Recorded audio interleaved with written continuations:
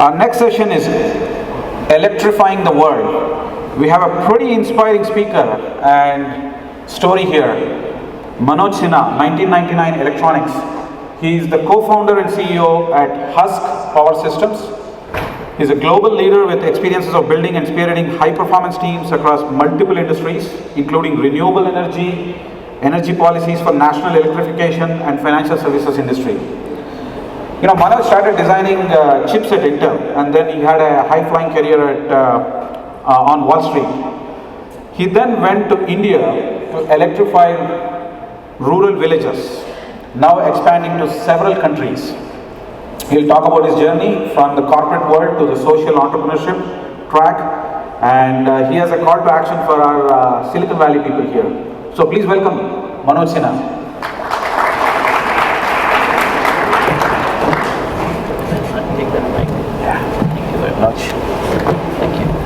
Thank you everyone, and thank you for coming to listen to all the gyan that has been imparted here. I'm Manoj Sinha. I graduated from ECE in 1999. I was in Rajputana. Go Rajputana. So let me start with what a social enterprise is not.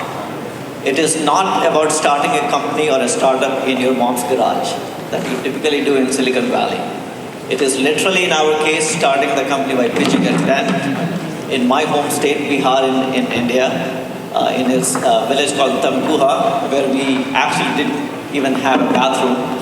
And we started our very first microgrid that electrified that village in 2009.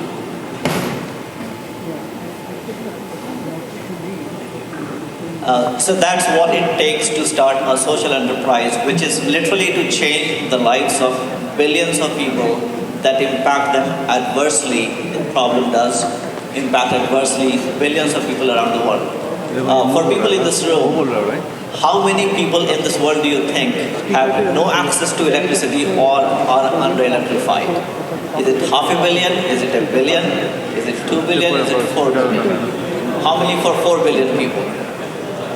Very few. It is actually 3.5 billion people who do not have access to reliable power. That's half the population of this world. That's the problem that we are trying to solve at Husk Power Systems. So my personal journey a little bit, like many people here, I came to the United States, did my master's from UMass Amherst, went and designed microprocessors for Intel, DRAM designed for Micron, got a little bit bored designing stuff, went to UVA to do my MBA, and went on to Wall Street to do financial services. In the worst ever time, you can go to the financial services industry, which was 2009, right after global financial crisis. I do have a knack of graduating at a time when the economy crashes. So God forbid I go back to school, you should not be looking for a job at that time. So that's my personal journey. I was working on Wall Street, but I was really unhappy about the situation that I grew up in. For people who are from either Eastern UP or Bihar, and I know many of you are, I was fortunate. My dad was in a power plant. He is a mechanical engineer. He was in a coal-fired plant. So we did have electricity, but my own cousins, they did not have electricity in the village that they were staying in. And I saw the opportunity difference between what I had and my first cousins had. And it was an ocean of difference. And that problem kept bothering me. So that was the genesis of how we started Husk Power Systems with our classmate Ganesh Pandey, who is at EE 1999.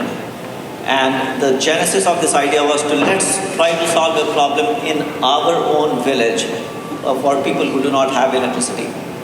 So that was the whole journey that we went through. I was working in New York City, in Manhattan. The life was a lot of fun. If you live in Manhattan, taking 456, one of those trains, but it was never very satisfying to me, personally speaking, because there was a problem that remained that affected half the world's population, and I was not doing anything about it. And that's what led me to quit everything. I was recently married. My wife and I were living in Philadelphia back then, and I had to quit everything in the US US and pack my bags and go back to Patna in Bihar where we actually run Husk Power Systems. So that's my personal journey, and I was really motivated to solve this problem. What I'm really passionate about is the fundamental problems that impact people's lives is what I get excited about solving, and that was the lack of electricity in my home state Bihar, and then that impacts now many billion people around both Asia and Africa. So that's how my personal journey is related to forming Husk Power Systems. Our previous speaker, Amitji, was talking about strike. Fortunately, I did not have to handle strike when I was in 20s, but our 50 employees did go on a strike when I was in early 30s when I went back to India, and I had to figure out how to break the strike. University of Virginia did not teach me how to break a strike in the rural areas. I had to literally go to the villages, figure out how to work with the community and break the strike. It was a fantastic learning experience. But what I'm really trying to get to is social enterprise is not an NGO. It is not for-profit organization. We raise money like any other startup would raise money. The only difference is we really try to solve a very fundamental problem that affects billions of people. What we get really happy about is the impact that we create on people's lives on a day-to-day basis. And that's what keeps us going. We were in existential crisis back in 2013, 2014. The company was literally going down. We had less than $1 million on the balance sheet. We were burning more than $100,000 per month. We were going to go down. What really kept us going is that we are trying to solve a problem that really matters. I left my job in New York City, like I was saying. I stayed with my parents for a couple of years in Patna, and that was because I am still very passionate about solving this problem that impacts billions of people. Another statistics, we are in Nigeria these days. It's a country of roughly 200 million people. You know how many diesel generators that country has? One for every 3 people there is a diesel generator. Imagine how much CO2 they are emitting. So when these 3.5 billion people get fully electrified, we would have by that time destroyed the planet by giving them electrons that might be coal-fired and such. So what we do is we build these microgrids that are typically 50 kilowatts in size, 50 to 100 kilowatts. We run poles and wires in a radius of about 3 miles, so 4 to 5 kilometers, and connect all the customers within that area. So what we have to go through is what we define as frugal innovation. Again, the previous speaker Amit was talking about innovation. We have to innovate in multiple dimensions, including policies. In the state of UP in 2016, a mini-grid policy was formed and we were co-creators of that policy. That was the first mini-grid or microgrid policy that was formed in the world. And Nigeria took that mini-grid policy verbatim and implemented in the first quarter of 2017. I was never taught policy, I never understood policy, but that's the kind of innovation that we had to get into. You may be surprised, how many of you in this room pay your electricity bill through an app? Not all the hands. 99% of our customers in the rural areas of India, Bihar and UP, Nigeria and Tanzania pay using our app. So those are the kind of innovations that we have to make because these customers are very price sensitive as they should be. GDP per capita is very low, and we have to figure out how to operate these thousands of microgrids across 2 continents in a way that can provide affordable electricity which is completely green by the way, so that they can change their own lives. And that's what it takes to build social enterprise. It is innovation in the capital stack. When you're building your balance sheet, how much debt or how much equity you take is kind of plain vanilla capital structure. what additional blended finance you can add to your cap structure is what determines what the cost of that electron will be to the end customer. In the pandemic, as you know, India was under lockdown for about 4 to 5 months on a rolling basis, and we were declared as an essential services provider, so we had to keep all those 150 to 200 units of plants on during COVID. That means our employees could not go and actually run the plants. So we have our own IoT that predicts the demand for the next 24 hours and automates all the power generation units. So innovation is as simple as very simple machine learning to predict the next 24 hours demand to an e-wallet, so kind of fintech platform, and all of these have to come together in one business. And that's what is really exciting. So with that, I'm going to really boil it down into a few points. So social enterprise is attacking a problem that impacts the society in fundamental ways and solving it in a commercially viable way. Right? How much? It will need more than $1 trillion to solve this problem for 3.5 billion people. That much free money is not available. So you really have to innovate business model, technology, and all of it combined to make it commercially viable, so that you can raise hundreds of billions of dollars and solve the problem.